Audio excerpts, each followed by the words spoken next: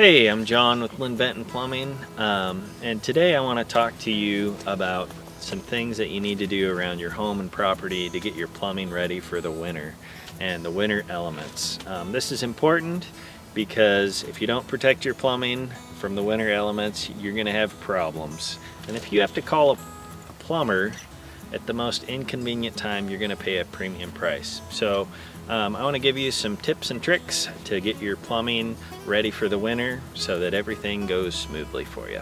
Okay, so the first thing that I want to talk to you about is your pump house. Now, if you live in town and you're on city water, you're not going to have a pump house.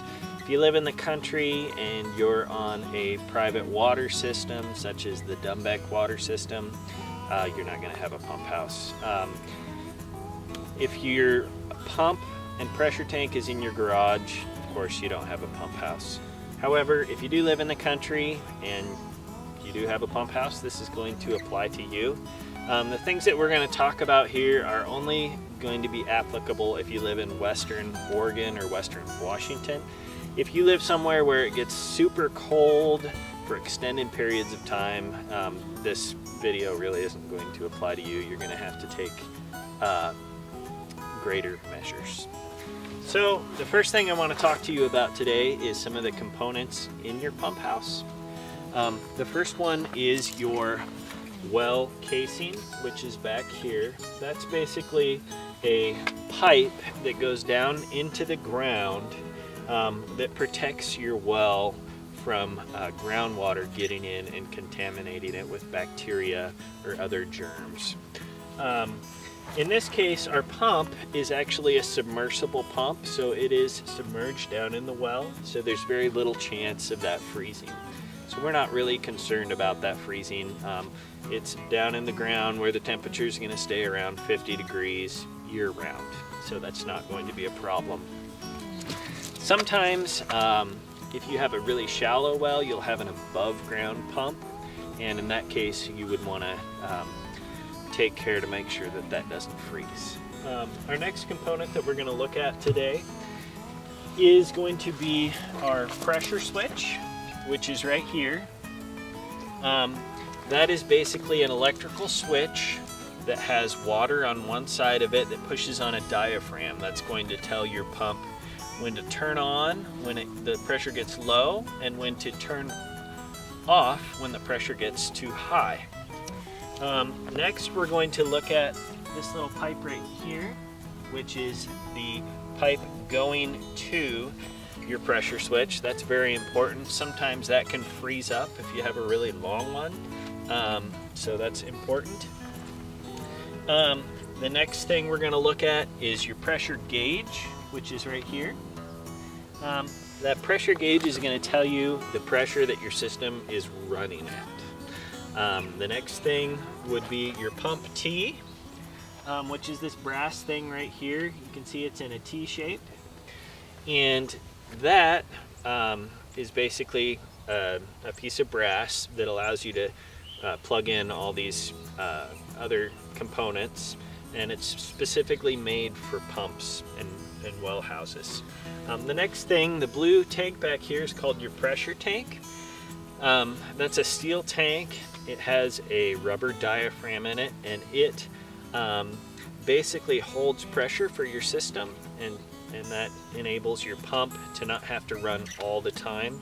It can store that pressure, and then as the pressure gets low to a certain point, it will turn on, and when it builds enough pressure, it will turn off. So that's a nice feature. The next thing is the pipes coming out, which are going to go to whatever you have at your house.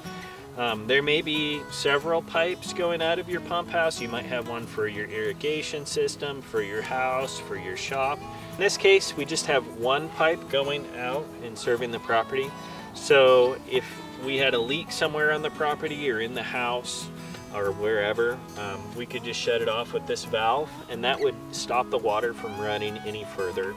And we'd still have water here at the pressure tank. So if we wanted to take a hose off here, off this hose bib in the back here, we could still have running water for whatever we needed, which is kind of a nice feature.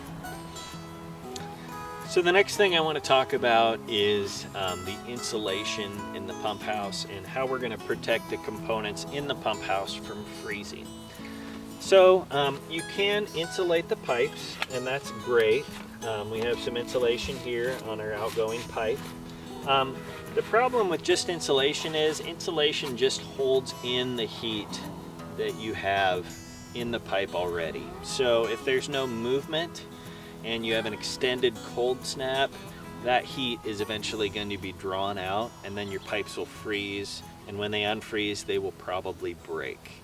So insulation by itself is not always a great solution to getting your pump house winterized.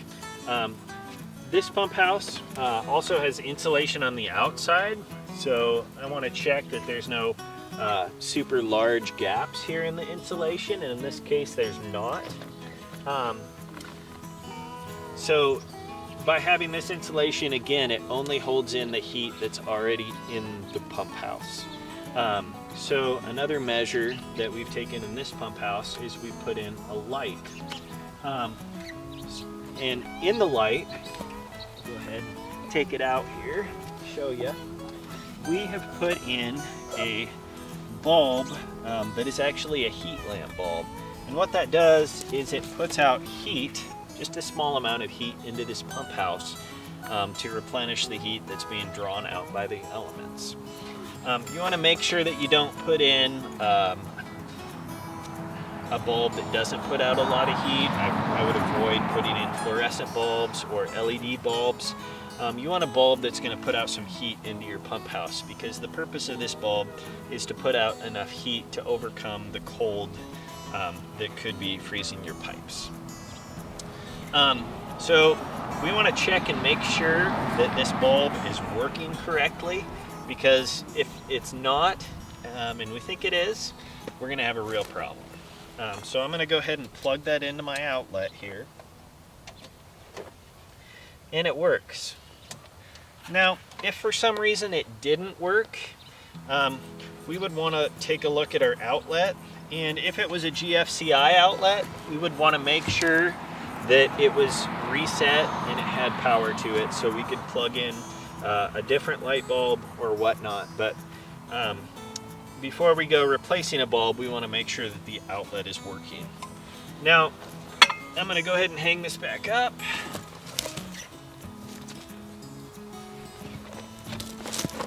And I placed this light strategically so that it's shining on the plumbing components, and it's going to put the heat where the heat is needed.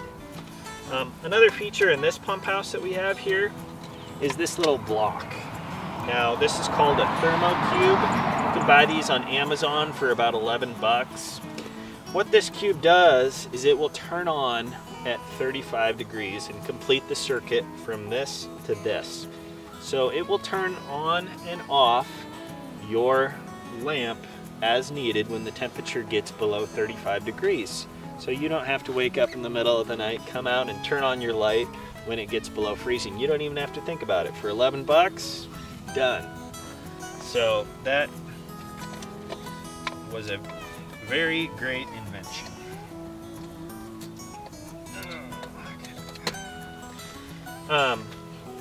So again, we want to check the insulation in the pump house, make sure that the insulation is good. This pump house could use some more insulation on the doors. Maybe if we really wanted to make it really weather tight.